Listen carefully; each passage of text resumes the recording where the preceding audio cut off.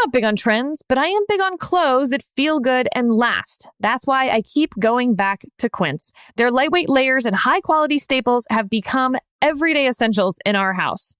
Quints has all the things you actually want to wear this summer, like organic cotton silk polos, European linen beach shorts with husband of the pod won't get out of, and comfortable pants that work for everything from backyard hangs to nice dinners. The best part? Everything with Quints is half the cost of similar brands.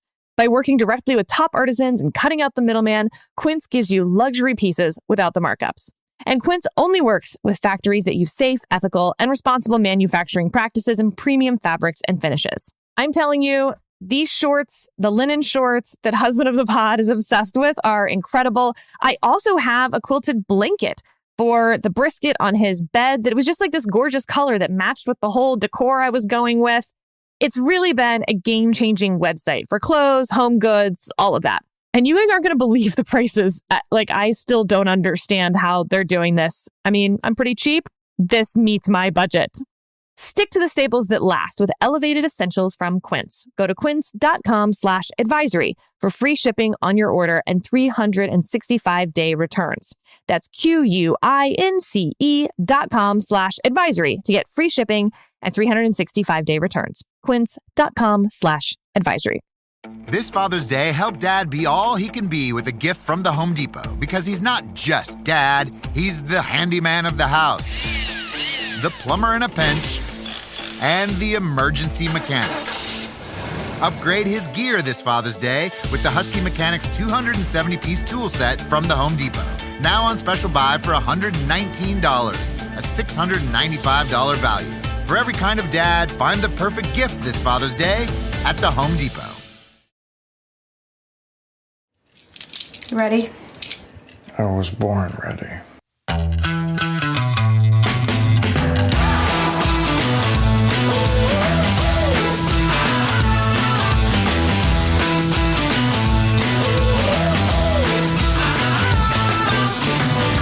Welcome to Advisory Opinions. I'm Sarah Isgur. That's David French. And David, we have a lot to get through. We're just going to have to jump right in. I mean, we've got Tariffs, COSISIS, Apache Stronghold, protected status, Snopes, attacks on FedSoc. I mean, we don't have time for chit-chat. No time for chit-chat, Sarah. Like, this is going to be the most unusual podcast. Everyone knows podcasts begin with like 23 minutes of like what's going on in our daily lives before we get into it. But no, not this one. Not Who cares? This one. Okay, so who cares? Let's go. We first get a unanimous opinion from the Court of International Trade blocking Donald Trump's reciprocal tariffs nationwide. So we're back to this conversation about what the correct remedy is, et cetera. Then within hours, we get a district judge in D.C. blocking Donald Trump's tariffs as applied to the two plaintiffs in his case. Then we get the appellate court above the Court of International Trade, the Federal Circuit, staying that unanimous panel's universal injunction. So the tariffs go back into effect. The result of all of this, so 3 decisions, the tariffs are back into effect, except as to the two plaintiffs in that DC case. That will go up to the DC Circuit. All of these can go up to the Supreme Court. The problem is when you have the Federal Circuit staying the universal injunction against the tariffs, I don't really see the Supreme Court disturbing that. Like, you let that work out at the lower courts. So basically all eyes on the DC Circuit at this point. Now, the reasoning was similar but different, David. So in the Court of International Trade, the reason that they struck down Trump's tariffs was sort of like, hey, major questions doctrine, non-delegation doctrine. We don't need to parse too finely between the two of these because whatever it is, this is definitely a no-go from us. So just to do a refresh here, non-delegation, can Congress give away its power to set tariffs? Major questions, did Congress give away its power to set tariffs? And we've got sort of a bifurcation on exactly what major questions doctrine is. You have Gorsuch saying that major questions doctrine is a canon of interpretation, almost like constitutional avoidance. When it comes to the big economic questions, we're going to read statutes to not give away that power without a clear statement. Then you have Justice Barrett, and hers is not a canon sort of being thumbs on the scale, if you will, for statutory interpretation. Hers is more like a method of statutory interpretation that we expect when Congress is doing big things that they would make that pretty clear. So if they didn't hear, that's a good sign that that's not what they meant. So it's not a thumb on the scale for the purpose of constitutional cleanliness. It's a way of interpreting the statute. And if that doesn't make a lot of sense, if that distinction is too fine a one, don't worry about it. Because again, in this tariffs case, it makes not one lick of difference. Because under any version of major questions doctrine, under any version of non-delegation doctrine, you had the unanimous panel gnaw-dogging that. And let's move to the judges real quick. You had in that unanimous panel a Reagan appointee, a Trump appointee, and an Obama appointee. But as David Latt pointed out in his original jurisdiction, the Court of International Trade is weird in any number of respects. One of them is that there is a statute that says no more than 5 members of the court may be affiliated with the same political party, so that actually the Trump appointee had to be a Democratic affiliated judge. It looks like he was general counsel from the Office of the United States Trade Representative appointed by Obama and continued his work there for Robert Lighthizer during the first Trump administration. Okay, so David, let's just start with your overall read on the tariffs, and then let's go to exactly where that lineup of judges landed us with President Trump. When I read this case, and also when I read the district court case, I just thought that it was something along the lines of the Supreme Court walked during the Biden administration so that the lower courts could run during the Trump administration, because it had so much resonance, at least as I was reading these opinions, with the Biden student loan decision and with the decision striking down the big, broad Biden student loan relief and the decision striking down the OSHA vaccine mandate. Now, I know they're not one-to-one. I know they're not exactly the same, but very, very, very similar in the sense that, okay, look, we're interpreting broad statutes that seem to give the president a pretty good amount of authority, but the authority it gives him is precisely laid out, and then has kind of a catch-all provision attached to it. And how do you read the catch-all provision? Do you read the catch-all provision as sort of saying, okay, everything that we precisely laid out are the problems that we're dealing with right now, and the catch-all is, well, anything else in the neighborhood? Or do we read it where all of those individual statements are just examples of the way the president can use the power, but the catch-all is the real power. The catch-all is the real thing. So is it the catch-all should be related to the precise things that came before? Or is the catch-all the real power given and all of the precise elements are just examples of it? And what the Supreme Court seems to pretty clearly say in OSHA and the student loan case, is that the catch-alls are not the real guts of the statute. The real guts of the statute are the precise ways that it is outlined to be used, and the catch-alls should be read in light of that. So as I'm looking at it, that's how I see these cases, as down the line from that, but not exactly the same, which is why I'm not 100% sure you'll get the same outcome at the Supreme Court. So I didn't mention, by the way, the reasoning for that DC judge, Judge Contrarus, because this is my pet thing, David. I don't think you even need to get to sort of the substantive major questions doctrine, non-delegation doctrine. I think if you do, I tend to align with where the Court of International Trade came out. But that DC judge didn't get there. Why? We mentioned this when these lawsuits were being filed. Under the International Emergency Economic Powers Act, IEEPA, from 1977, that Donald Trump is using to base his powers, IEEPA says, basically, if there's some foreign emergency going on, the president can impose sanctions, restrict financial transactions in order to address that emergency.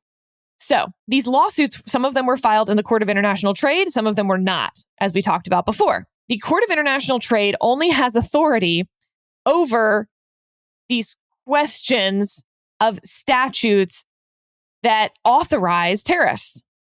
So doesn't that just, answer its own question? In the DC court, they argued that IEEPA does not authorize tariffs. So the only question is whether IEEPA even authorizes tariffs. In the Court of International Trade, they said IEEPA does authorize tariffs and therefore we have jurisdiction, and major questions doctrine, non-delegation doctrine, it doesn't authorize these tariffs. But the DC judge said, oh, no. I have jurisdiction because IEEPA doesn't authorize tariffs. Right. So that's the only question going to the DC Circuit at this point. And in theory, if that one went to the Supreme Court, if the DC Circuit upheld his decision, though again, because it only applies to the two plaintiffs, you wonder whether the Supreme Court would see this as the kind of emergency that necessitates the short order docket. What's the actual harm to the government if they can't impose tariffs on these two plaintiffs right now? Now, one footnote here, of course, that I thought was very funny. After all of the complaining about universal injunctions done by the Department of Justice through administrations, by the way, for 15, 20 years now, you actually had the Department of Justice lawyer with a straight face in this case argue that the judge shouldn't impose an injunction as to these two plaintiffs because it would open up a wave. It would be a magnet, they said, a magnet for litigation for everyone to file individual claims to get themselves out of these tariffs. And it's like, so you want a universal injunction? What? I don't understand. Heads we win, tails you lose.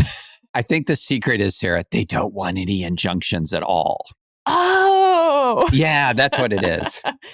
Now, David, I think you and I both see this. Well, I'm curious, actually, which do you think is the stronger argument? That IEEPA doesn't authorize tariffs, therefore you never could go to the Court of International Trade?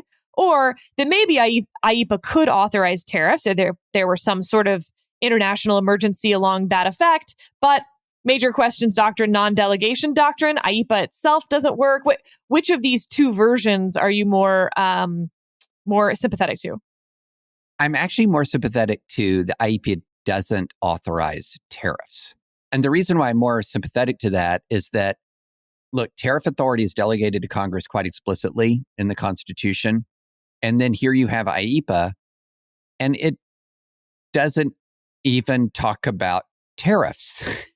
So you have a explicit constitutional authorization for Congress, and then you have Congress does provide, in the context of these emergency situations, it does provide a lot of authority to the president, but it doesn't have an explicit tariff provision. So the key language, let me just read it. It's when I say catch-all and sort of, I mean, this language here is pretty broad, but you'll notice it's not unlimited, and it doesn't include a key word. So it says the president, when there is when the conditions are met and the president establishes that there's an emergency, then this gives the president certain powers. And this is really important when we're thinking about emergency powers in general. When you hear that say a president declares an emergency or uses an emergency power, that does not unlock dictatorship. It unlocks only the specific powers unlocked by the statute granting the emergency authorization. So this is not like I get to declare an emergency and then all that I want to do, I can do. So here is 1702 B, and gives the power to investigate, block during the pendency of an investigation, regulate, direct, and compel, nullify, void, prevent, or prohibit any acquisition, holding, withholding, use, transfer, withdrawal, transportation, importation, exportation of, or dealing in, or exercising any right, power, privilege with respect to transactions involving any property in which any foreign country or national thereof has an interest by any person or with respect to any property subject to the jurisdiction of the United States. The word tariff is not in there. It's not in there. The tariff power is as a taxing power. It is not in there.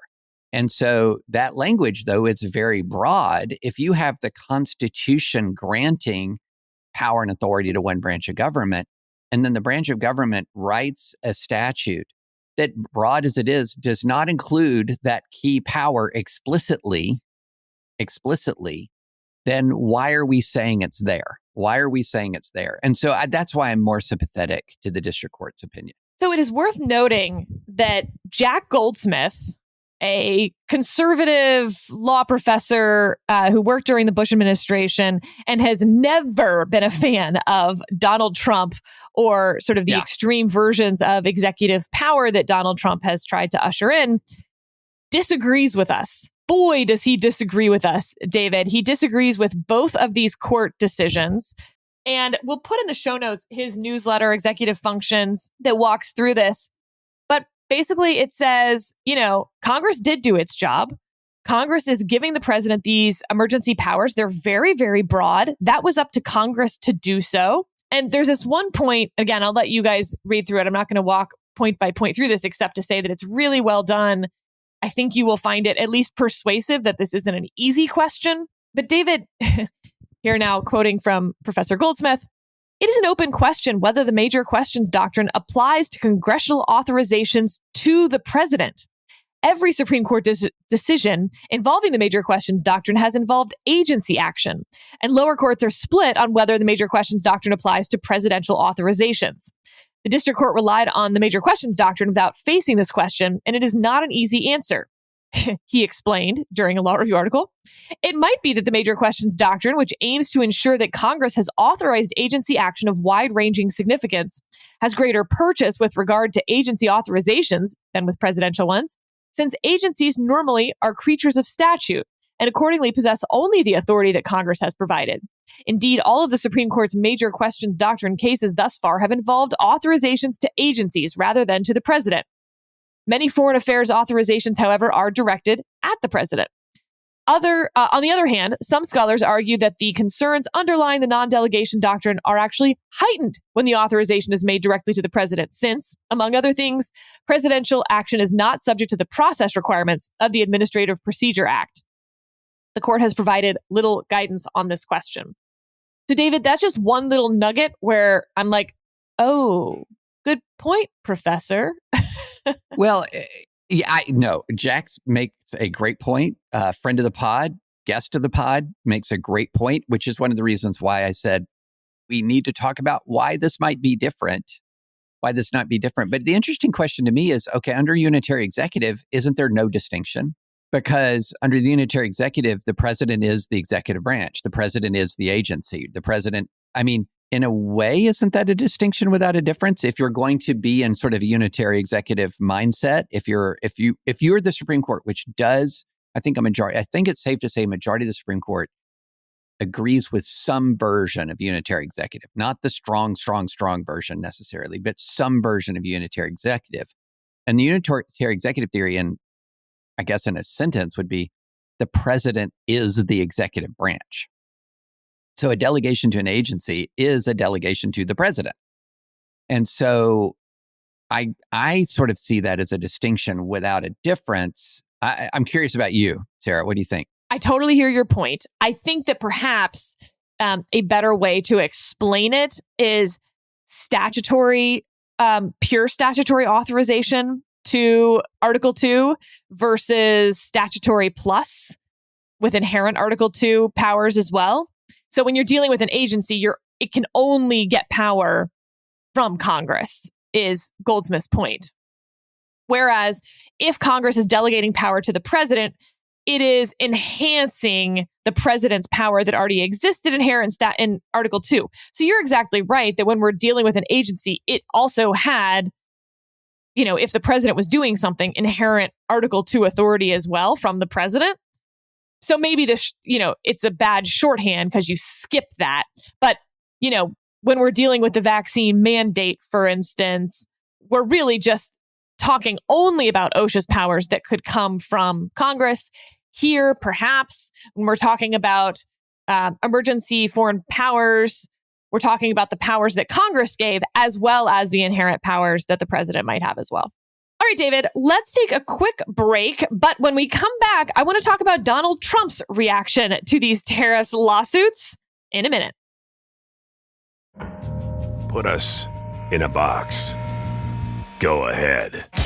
That just gives us something to break out of. Because the next generation 2025 GMC Terrain Elevation is raising the standard of what comes standard. As far as expectations go, why meet them when you can shatter them? What we choose to challenge, we challenge completely. We are professional grade. Visit GMC.com to learn more.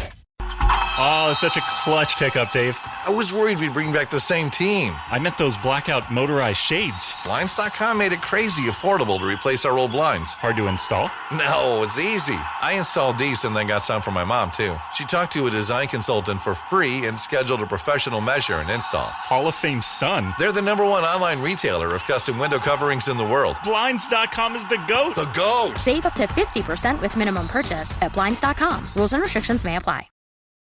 Donald Trump did not love the Court of International Trade ruling against him. He took to Truth Social.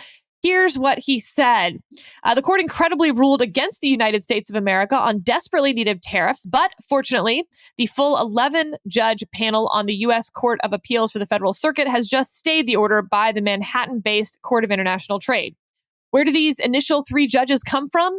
How is it possible for them to have potentially done such damage to the United States of America? Is it purely a hatred of Trump? What other reason could it be?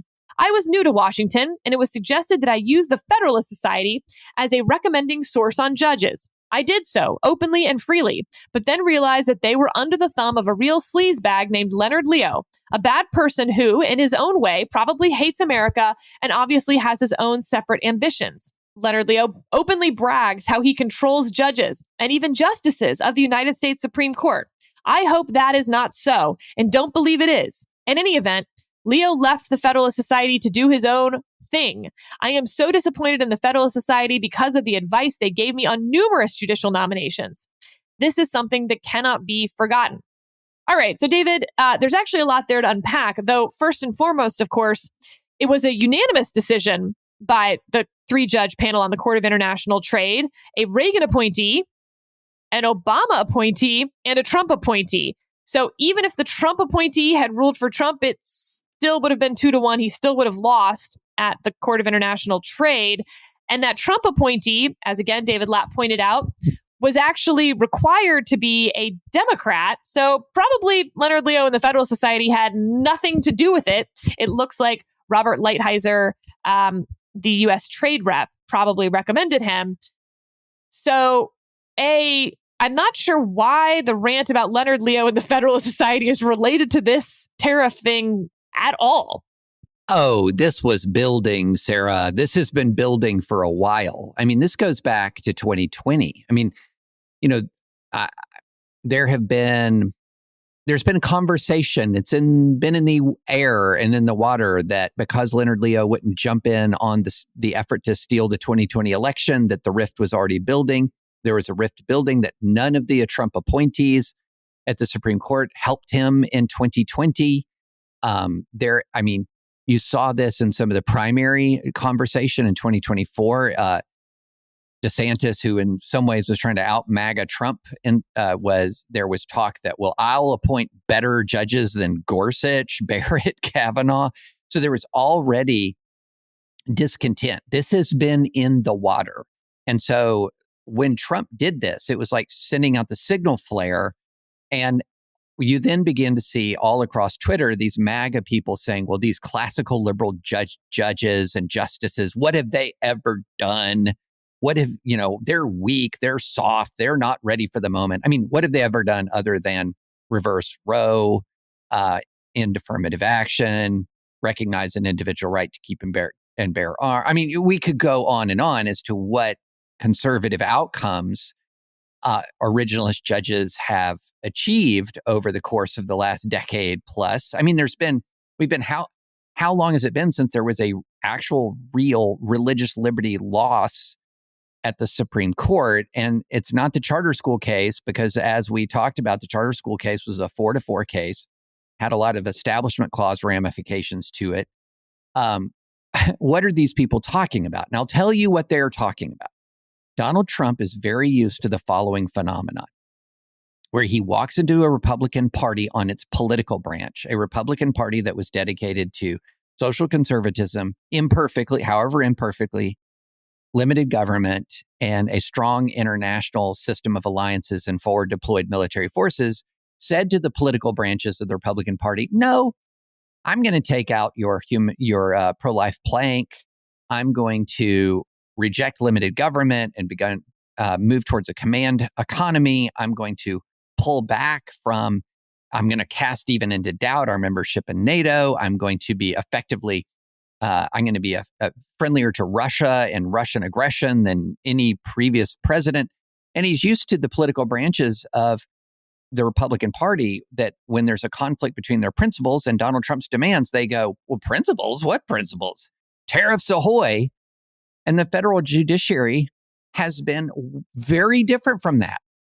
The federal judiciary has been, again, imperfectly faithful to its originalist legal perspective. And when Trump's demands conflict with their judicial philosophy, they have gone with their judicial philosophy. And this befuddles Trump, because one part of his Truth Social was like, why is this happening? What is going on? I understand why he's befuddled, because he's been spending most of his time just absolutely subjugating political Republicans, and he hasn't been able to subjugate judicial conservatives. And so this has been building for a long time. It's exploded. And now they're going for that same old playbook, Sarah, on Twitter. It's not going to work on judges. This playbook that, oh, you're weak, you're soft, you don't know what time it is. 99% of the judges are not on Twitter. And B, it's just a totally different culture of people, a completely different culture of people from these members of Congress who may have said and could pass a polygraph that, hey, I'm getting into politics for public service. But when push comes to shove and it's the end of the day, they want to win. They just want to win. And when principles conflict with winning, they're jettisoning principles at scale.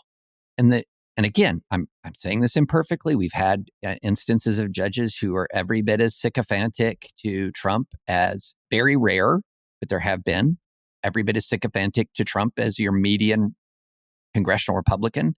But by and large, when the judicial philosophy of originalism conflicts and the rule of law and the text of statutes and the text of the Constitution conflicts with Trump's demands, the judges are not going with Trump's demands. This is not a hard thing to figure out here.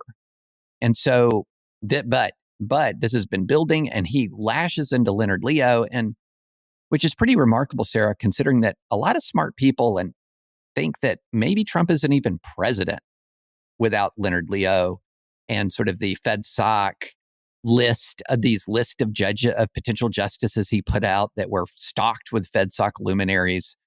So it's going to be very interesting to see how this little conflict plays out over the long term. Okay, so I have any number of little nuggets here. One, how will this affect judges currently on the bench who were considering taking senior status? Yeah, great question. Trump basically saying that he's not going to pick Federalist Society aligned judges.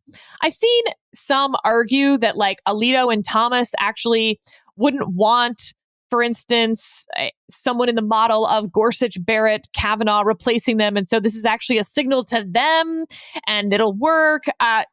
Hard disagree. I think you don't understand Justices Alito and Thomas and the difference between a jurisprudence that differs. I mean, every one of the 9 justices currently on the Supreme Court has a different jurisprudence than the others. Surely we have proven that on this podcast over time, that Barrett and Gorsuch are not the same, that Gorsuch and Kavanaugh are not the same, like, duh. So yeah, Alito and Thomas are not the same as Gorsuch and Kavanaugh.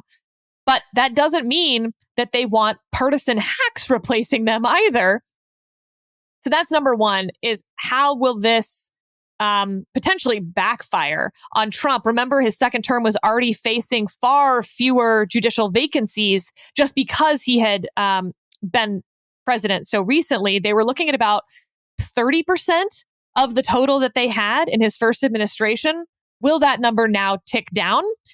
I wouldn't be surprised. 2, and relatedly, when judges get on the bench, even if you think that they're politicians, if you're in the judicial realist school, they get on the bench at a specific time based on the politics of a specific moment. So, for instance, Justice Alito, let's pick him out for a second. He joins the court in 2005 during the Bush administration. Okay, it's now been 20 years. So if you're a judicial realist, if you buy into that whole camp that judges are basically just politicians in robes, and that's being a little unfair to judicial realists, but for our purposes right now, let's use that shorthand. Well, is he a politician from 2005? Or is he a politician from 2025? Because he was picked by the 2005 crew because of his beliefs in 2005. Donald Trump has remade / realigned the Republican Party around totally different belief systems. So I think this is good proof of that. And perhaps the judges that Donald Trump picks will reflect the values of this Republican Party right now and not that 2005 Republican Party. But it also means that all those judges who got on the bench beforehand, including in Trump's first term, I would argue, are going to, for their entire careers, in my view, reflect the politics of when they got on. And so all of those Federalist Society judges were raised, David, in that three-legged stool that you're talking about from politics, and certainly in that Borkian, Scalia-ian mold. Again, I'm not saying their judicial philosophy is exactly the same. It's not for Kavanaugh, it's not for Gorsuch, it's not for Barrett. Yeah. But it's variations on a theme. That's right. They're branches from that trunk, if you will. Yeah. And that's not going to change no matter what Donald Trump says, because I think of them as these little like cavemen frozen in time from whatever they get confirmed in terms of their judicial beliefs and even their politics. Well, I think they change to some degree, like we all change to some degree. However, I also think that, look, if you're a justice on the Supreme Court, I hate the phrase co-equal branch of government, but you're the head of a branch of government. And you do not salute and say, sir, yes, sir, when another branch of government attacks you. And you certainly, could you imagine a clerk going in, Justice Barrett, are you sure you want to reach this conclusion? Because can you imagine what Cat Turd is going to say on Twitter about this? Like, what are we even doing here? There is this new right ecosystem that sort of views like they're hashing it all out on Twitter. And once it's hashed out on Twitter, well, then everyone else has to fall in line. Well, that's news to everyone else besides, of course, elected congressional Republicans who don't just say, sir, yes, sir, to Trump. They say, sir, yes, sir, to Cat Turd sometimes. It's absurd. The level of sycophancy is just boggles the mind. But here you're talking again about very different people who have become of age professionally in a very different culture with a very different philosophy from Donald Trump. And again, when the philosophy conflicts with Trump's demands, and when I say philosophy, it's not just something that they concoct out of thin air. When we're talking about originalists in particular, we're talking about people who are centering the text of statutes. And so, because again, let's go back to our trade discussion. We were focusing on texts of statutes and texts of the Constitution. So Article 1, Section A of the Constitution says, the Congress shall have power to lay and collect taxes, duties, imposts, and excises. The Congress shall have power.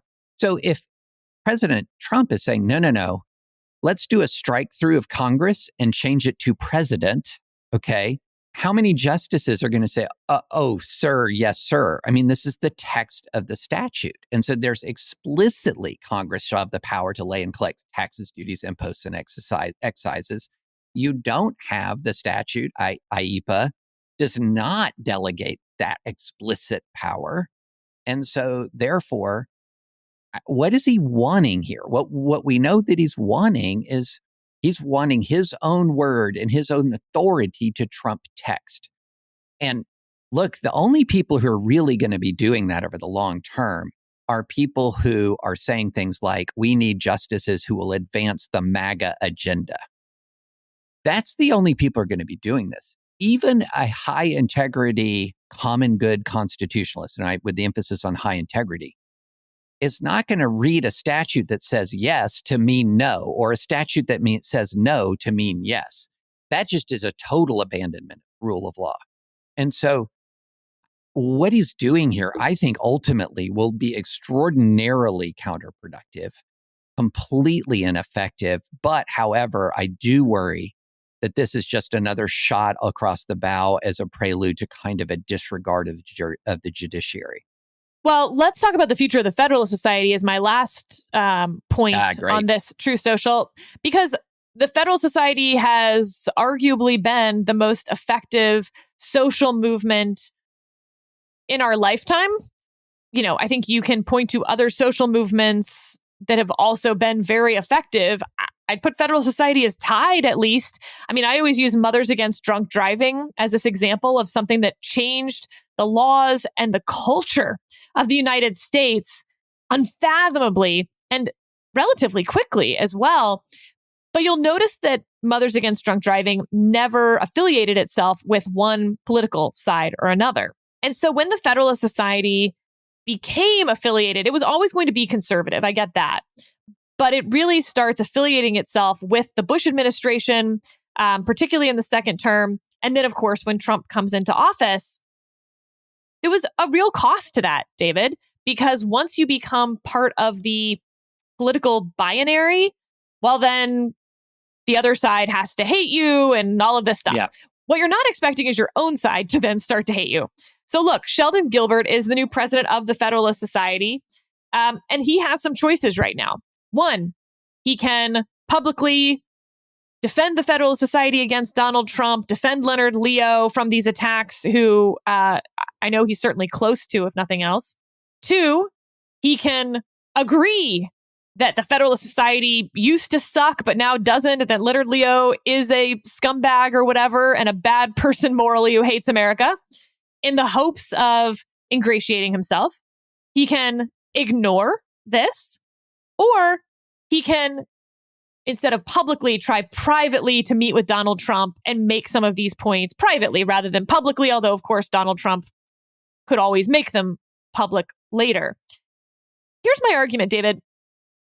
As you can probably guess, I'm going to be in the ignore camp, because I think the Federalist Society long-term is healthier and actually more influential by removing itself from the immediate political sphere. Now, the counter-argument to what I'm about to say is the purpose of the Federalist Society is to get judges on the bench who believe in the Federalist Society's principles. And the only way you're going to do that, or the best way you're going to do it, is through those political connections, because that's how judges get picked. Fair enough. But again, when you become part of this political binary, and then even within that binary, there's factions on your side, you're always sort of the beach ball being punched around. And so you can end up on the outs as quickly as you were on the ends. I would argue over the course of time, you are better off simply curating lawyers and inculcating them into these values, teaching them the things they're not learning in law school about conservative methodologies, helping them form their own, again, a la Gorsuch, Kavanaugh, Barrett, each having their own branches off of this tree. And that over time, if you're a conservative, you're not going to have a choice but to go look where the cream is and where the best and brightest are. And so it's okay to be on the outs right now, because if you've got the highest quality players, they're always going to have to come back and use your players. Or if they don't want high quality players, then there's nothing you're going to do, or at least it totally defeats the purpose of your existence to then be the one placing judges. Because if it was always just about power, then fine, go chase power. There's plenty of those who are doing that right now on the legal side, even in Trump's orbit. But if the purpose is what the Federal Society says their purpose is, then just go make the best of the best. And over time, that will work. Yeah. Is the organization about advancing principles, or is it about the career ambitions of a particular set of people? If it's about advancing a certain set of principles, stick to your guns, weather the storm, continue to be the best and most persuasive, articulate, or a defender of your principles that you can be. If it's about advancing people, which, by the way, we've talked about this before, that the FedSoc has become so successful that when I was in FedSoc as a 1L, 2L, nobody was joining FedSoc for personal ambition. There was like a dozen of us, that would show up. It was small. I can't remember exactly how small. On paper, we had more people, obviously, than ever showed up for anything. But we were very, very small. And there was zero consciousness that, I'm really advancing my career joining this group. Because all that you got on law school was just a hurricane of hatred. It did not feel like you were advancing yourself joining this group. It felt like you were maybe hurting yourself professionally, given the level of hatred. But then as it got more and more and more successful, we've talked about this, it's sometimes difficult to separate who's in FedSoc because they like the principles and who's in FedSoc because they like the connections. And so that is part of what's going on here. And so you've got some FedSoc folks who don't really see FedSoc as anything more than sort of an empty husk for the advancement of sort of whatever is the fashionable idea in Republican circles at the moment, as opposed to an articulator, a defender of a particular set of principles. And so I'm with you. Ignore and press on and be the best version of yourself that you can be. And you might have some attrition. You might have some people join, like the Popular Front for Natural Law. Let them do it. Who says there has to be only one meaningful right-leaning campus organization for law students? Have a couple, have three, whatever. But if you're the Federalist Society, there is a reason you exist. Do not abandon the reason that you exist. All right, let's talk about another Supreme Court decision, Cousisis. And we didn't get to talk about it last week, so I wanted to read the opening of Justice Gorsuch's concurrence to give you an idea of what this case is about. This case touches on an old question. What is the difference between a lie and a criminal fraud? Consider an easy hypothetical. In a phone interview, a couple asks a prospective babysitter if she has a criminal record. The babysitter says no, but that's not right. While she has sought to turn her life around, a burglary conviction lurks in her past, one she is too embarrassed to mention. Relying on her misrepresentation, the parents hire the babysitter. Her work proves exemplary and the couple pays her well. Later, though, the parents discover the babysitter's lie. They might be upset and refuse to hire her again. But should the babysitter face federal fraud charges? Of course not. While intentional deceit for purposes of gain ought to sometimes be punished, if all misrepresentations amounted to criminal fraud, thousands of buyers and sellers would be felons.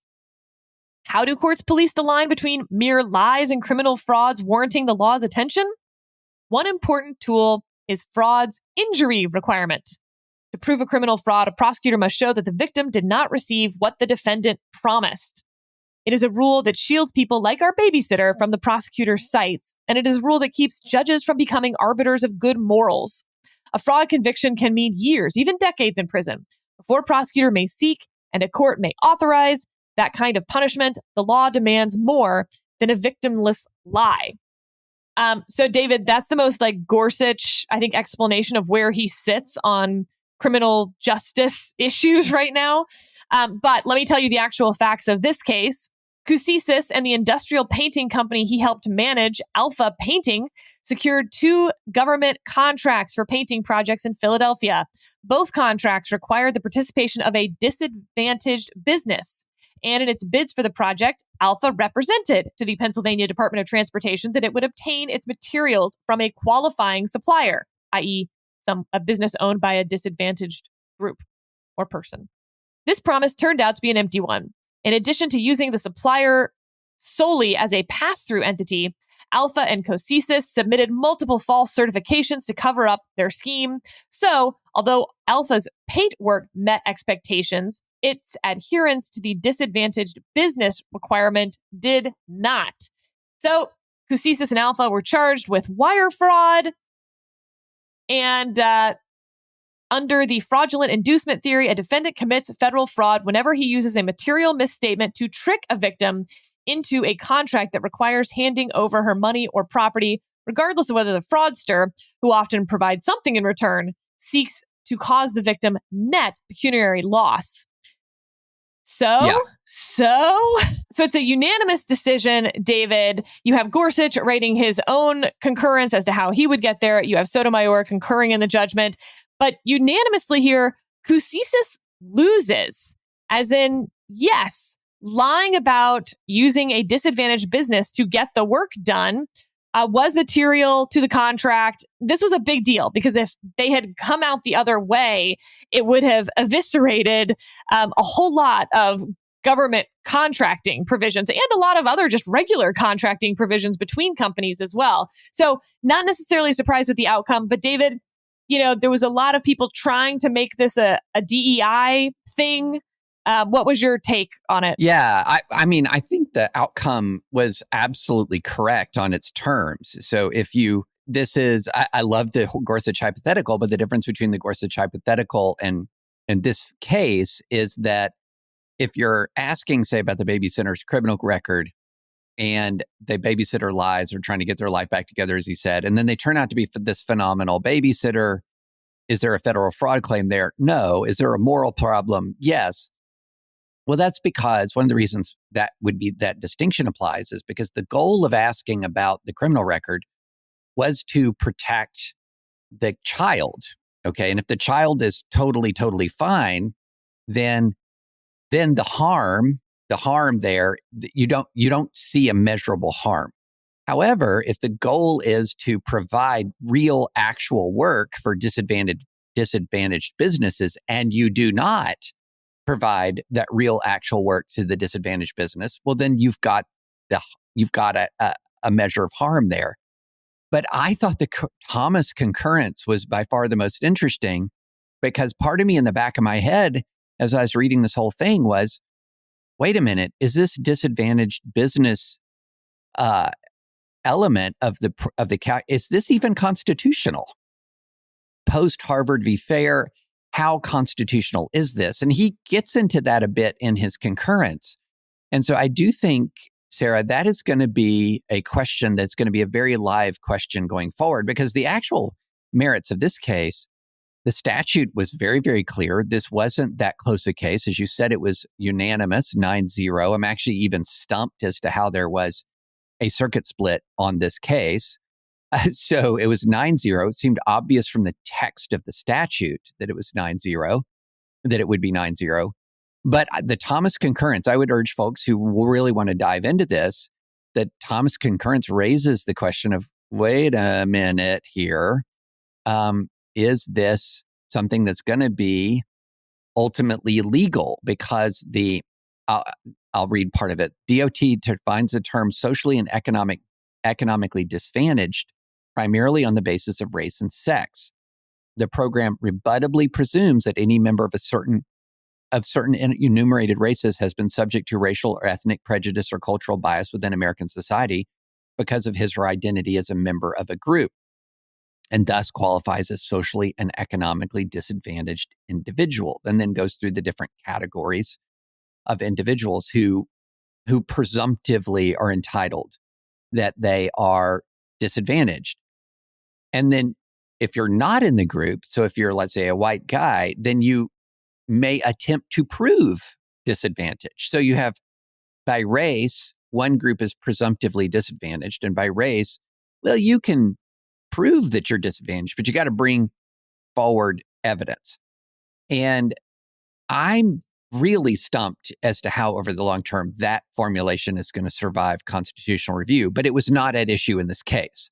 So you're right, this was not a DEI case, but lurking underneath this case is a pretty substantial DEI question. And with that, we'll take a quick break. And when we get back, we've got the Supreme Court handing Donald Trump a temporary win and a few ones to mention from what I'm going to start calling the Nope docket. All right, we'll be right back. Comcast is committed to bringing access to the internet to all Americans, including rural communities across the country, like Sussex County, Delaware. We were being left behind. Everybody around us seemed to have internet, but we did not. High-speed internet is one of those good things that we needed to help us move our farming, our small businesses, our recreation forward. Learn more about how we're bringing our next generation network to more people across the country at ComcastCorporation.com/investment in America. Summer is coming right to your door. With Target Circle 360, get all the season go-tos at home with same-day delivery. Snacks for the pool party? Delivered. Sun lotion and towels for a beach day? Delivered. Pillows and lights to deck out the deck? That too. Delivered. Just when you want them. Summer your way, quick and easy. Join now and get all the summer fun delivered right to your home with Target Circle 360. Membership required. Subject to terms and conditions. Applies to orders over $35. And we're back. So, David, the Supreme Court did hand Donald Trump a big win this week. Joe Biden, during his term, granted protected status to Cubans, Haitians, Nicaraguans, and Venezuelans in 2022 and early 2023. According to Politico, his plan was aimed at reining in politically damaging scenes of chaos at the U.S.-Mexico border by stemming the disorganized flood of migrants into border communities. So Trump got into office and ended the protected status for those groups. The Supreme Court said, yeah, that's fine.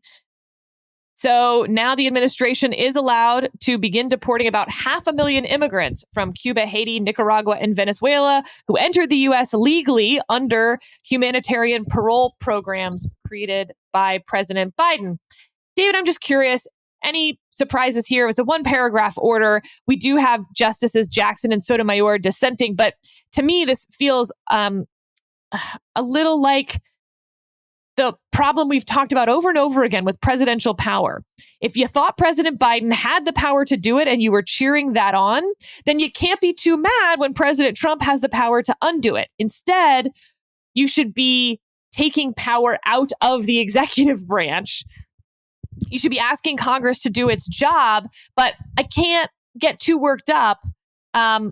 This is a question about what powers presidents have. I'm not sure that President Biden, or any president for that matter, should have the power to allow 500,000 people to immigrate into the United States under relatively narrow provisions granted by Congress to create these humanitarian parole programs. But certainly, if they have the power to do it, you have to have the power to undo it. They are always meant to be temporary. Yeah, we can argue all day whether either Biden granting that temporary status or Trump revoking the temporary status is right, is good policy, is moral, whatever terms you want to argue.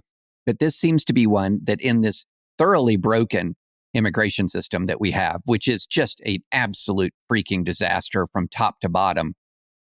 Well, if Biden had this authority unilaterally to grant this protected status, Trump has the authority to revoke that protected status. I don't think this is a particularly, as evidenced by the fact that Justice Kagan didn't dissent here. I'm not sure that this is even a case that's going to substantially divide the Supreme Court, an issue that will substantially divide the Supreme Court.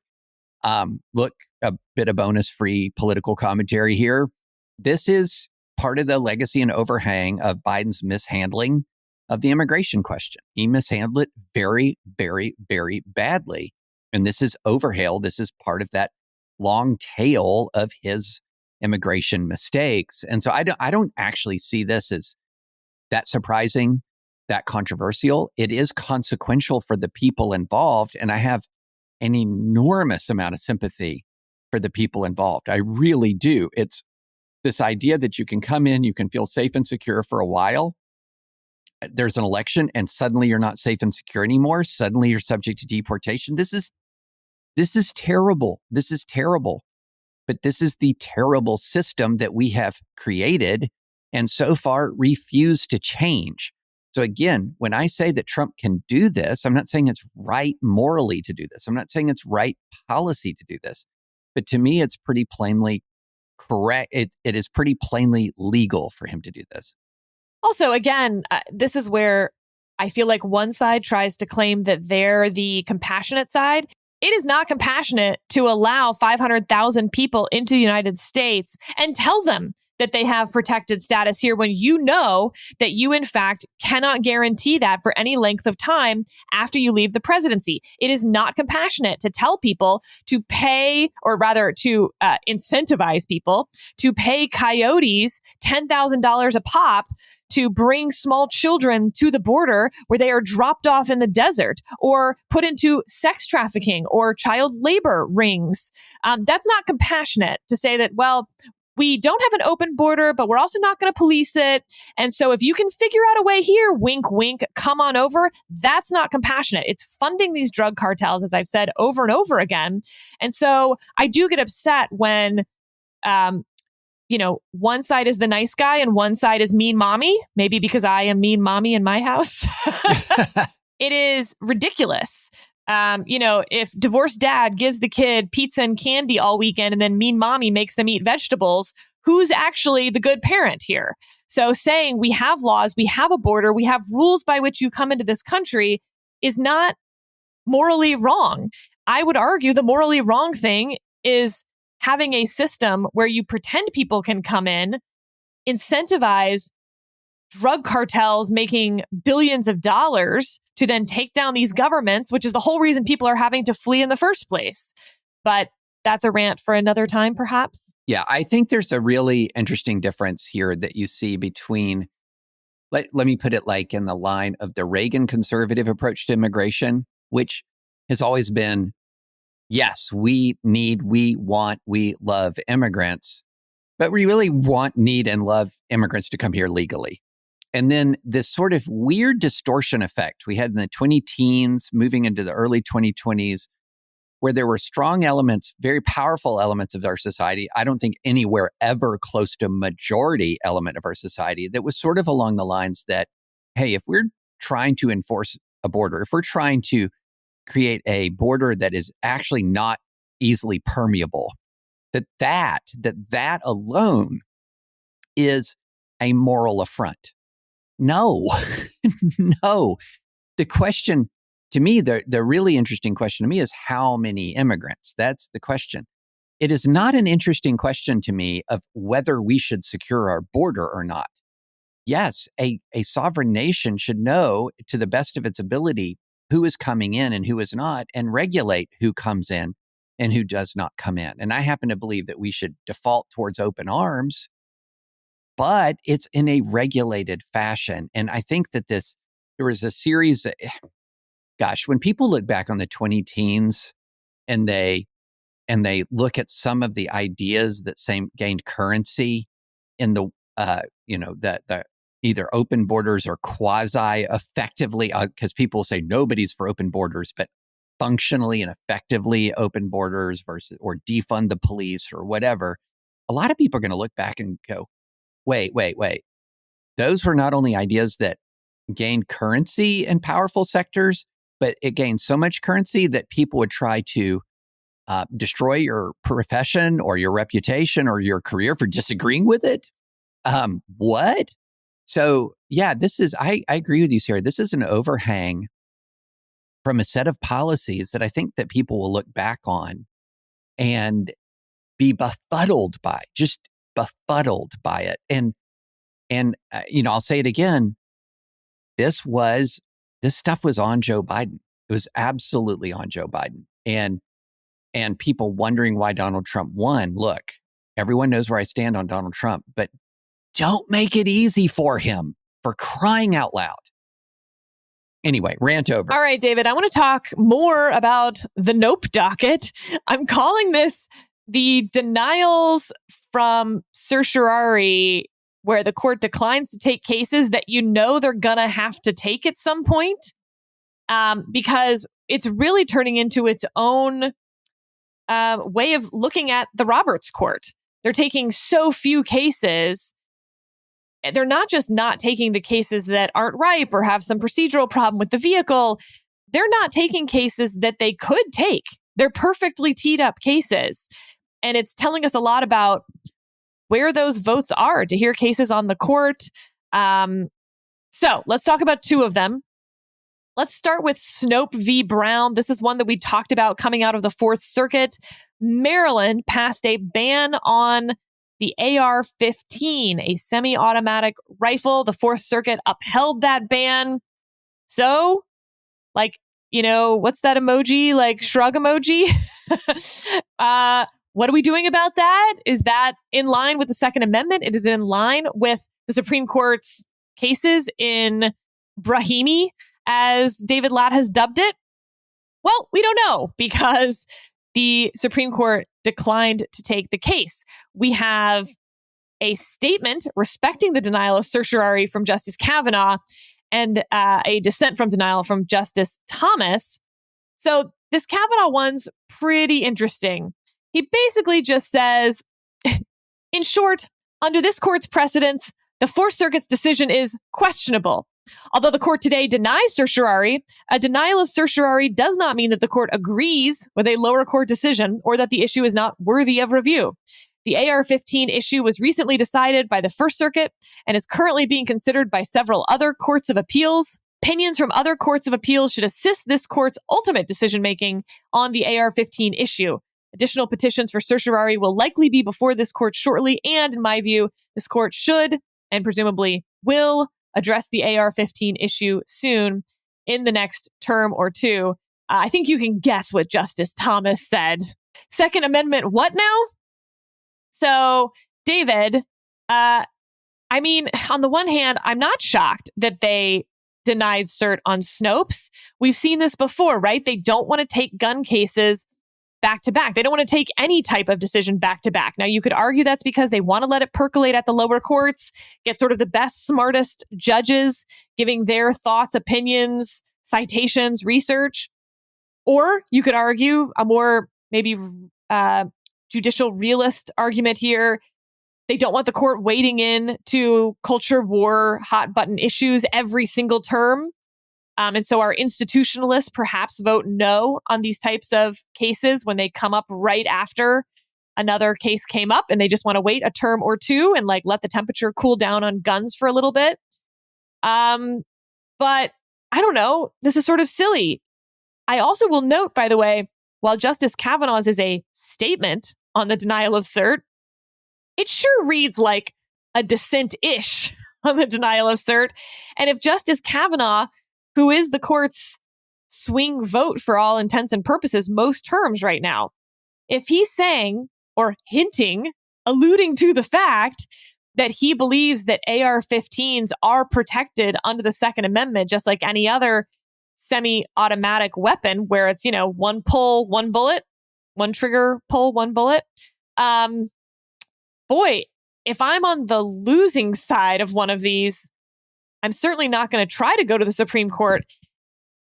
And I don't even know, like, what do you do to try to avoid Supreme Court review, knowing that you're going to lose at the Supreme Court? Yeah, this is fascinating to me, Sarah. It's absolutely fascinating because, you know, Kavanaugh in his concurrence makes this interesting point that these kinds of weapons are legal in 41 out of 50 states.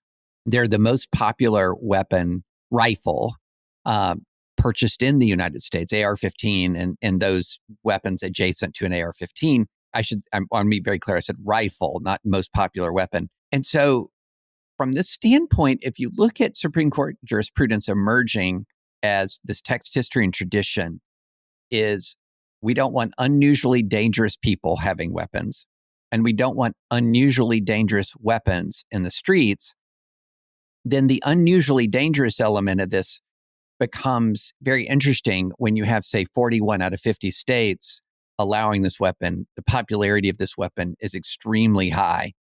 And so the question then becomes, okay, what is the constitutional standard going to be around individual types of weapon? And I can't help but think that part of what's happening here is there are members of the court, some members of the conservative majority of the court, who don't like these cases, Sarah, and would really prefer to not be adjudicating what specific type of rifle you can own, and would really rather leave it to the political process so long as you can own some handgun, some kind of handgun, some kind of rifle, some kind of shotgun, would really want to leave that. This is what I just keep coming back to. This is this a symbol that they want the political process to work this out? And they're going to keep bumping these back unless somebody says you can't own a rifle, or somebody says you can't own a shotgun, or you can't own a handgun. It's sort of categorical type bans.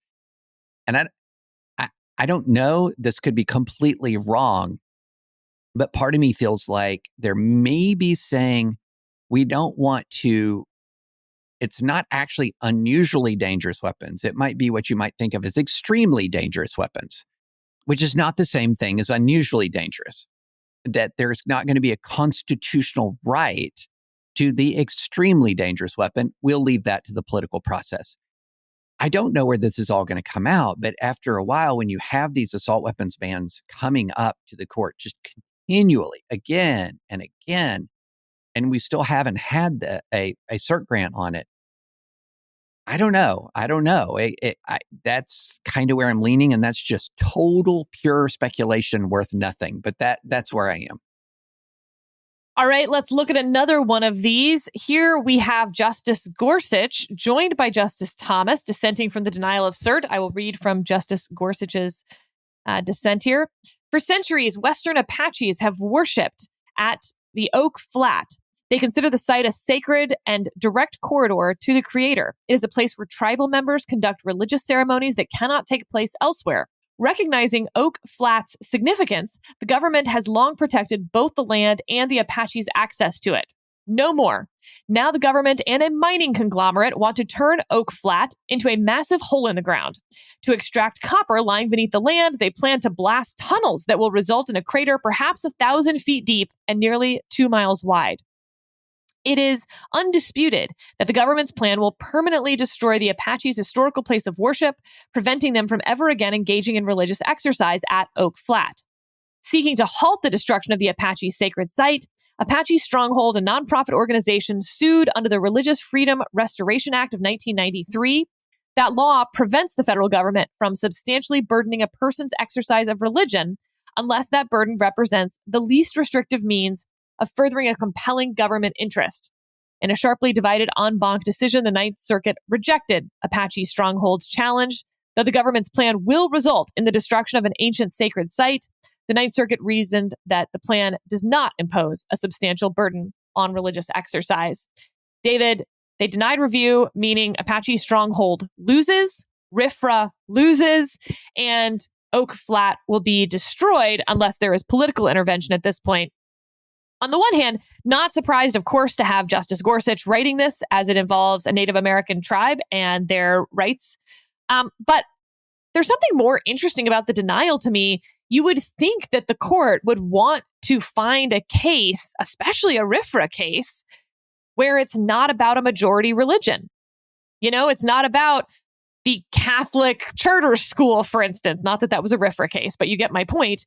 And here you have a religious practice by a very, very, very minority religion, and they denied it. So I actually am surprised that they didn't take this case. I'm surprised there weren't 4 votes for this, but was curious what your reaction was. This is your bailiwick, so to speak. Yeah, I'm a little bit surprised as well. I mean, look, I agree with the Gorsuch. I agree with Gorsuch on this. And it's interesting. It felt like a throwback because for a long time, when I first started getting interested in religious liberty, it was after the Employment Division v. Smith case, which was not about a majority religion. It was about peyote use in Native American rituals. And so that's not a majority religion. Then you had some cases like Church of Lukumi Babalai, not about a majority religion. If you look back, a lot of religious liberty jurisprudence prior to the modern culture war era, they were not about majority religions. There's a lot about Native American religions and other things. And this is where you actually had you had the compelling governmental interest. You had strict scrutiny applied in free exercise cases. And so this was like a throwback. And one of the interesting things about throwback religious liberty was even though strict scrutiny allegedly applied, religious liberty would often lose at the court, at the Supreme Court. And so, yeah, I'm surprised as well that this was not taken. I'm a little bit surprised this wasn't taken, a little bit surprised the assault weapons case wasn't taken.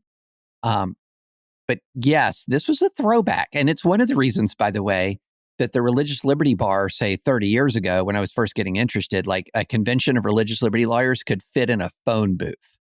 Because the number of people who are like really concerned about, say, Native American religious practice or religious practice by smaller, immigrant groups, et cetera, just not had very little popular resonance.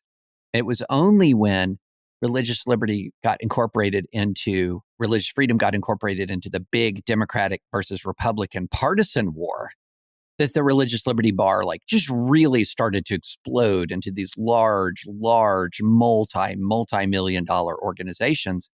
But hey, the religious liberty concerns of minority and smaller sects still remain. So like you, I'm surprised.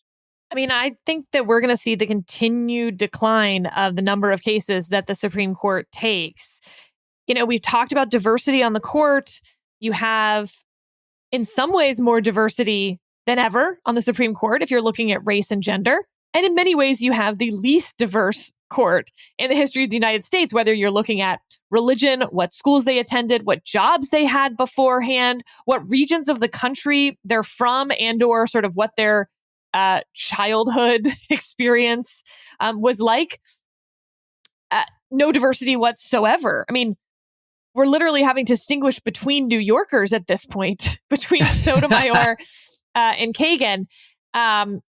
Justice Jackson was born in D.C. You have Kavanaugh and Gorsuch going to high school together. This is not a very diverse group of 9 people in that sense. And so you hear complaints out there about the commercial litigation bar, that they're just not really interested in those because they're so interested in like these larger questions of law, law professor type stuff. And then even when you get to those questions, I think you have the institutionalists on the court worried about the legitimacy and controversialness of the court. And so fewer and fewer cases get taken, fewer circuit splits get resolved, fewer just cases that are important for sort of the rule of law get resolved if they're on that commercial litigation side, which is the vast, vast majority of litigation in the country. Certainly when we're talking dollar value and economic impact. All right, David, we're going to end with a little piece of breaking news. The Blue Book just released its newest edition. I know that we should have put that at the top of the show, right? This is how lawyers, make format all of those footnotes and citations. The Blue Book is a big deal, and it will also aid you depending on which Blue Book you have next to you right now. But this, and I'm sure all of our listeners have a Blue Book right next to them now. Sure they do. So the editors of the newest edition have created a new parenthetical. David, that's right. Siren, new parenthetical in the Blue Book. It's citation modified. So it looks like it's the same as that cleaned up parenthetical, but they didn't actually adopt cleaned up. Instead, citation modified. So I'm going to read you a piece of this. When a quotation includes material quoted from another source, the quotation may, for clarity, be stripped of internal quotation marks, brackets, ellipses, internal citations, and footnote reference numbers. The original sources of quotations within the quotation need not be cited parenthetically, and capitalization may be changed without brackets. Indicate these changes parenthetically with citation modified. Other than the changes specified, the text of the quotation after modification should match the text used in the source cited. If the quotation is altered further, indicate the changes or omissions according to those other rules. Okay, so David, quotation modified is a little bit what I was, being worried about with cleaned up, where we were actually like literally changing things to clean it up. So it's giving you rules by which you can do cleaned up and making it, citation modified. I don't know, David, what do you think? I think I'm okay with this. I think I don't care. David, how dare you? Look, this is a big deal. Cleaned up already sort of told you what they were trying to do, but it actually was allowing you to perhaps modify the quotation. Quotation modified is actually only allowing you to clean up the quotation and not actually modify it while giving you the word that, hey, this has been changed. There could be ellipses that were now taken out here. You're going to want to go look up back at the original if you have any questions about this. I think it's a big deal. I think this is an earth-shattering development in brief writing. And how dare you not recognize it? Earth-shattering. I love it. This isn't Nom, David. There's rules. I know there are rules. There are rules.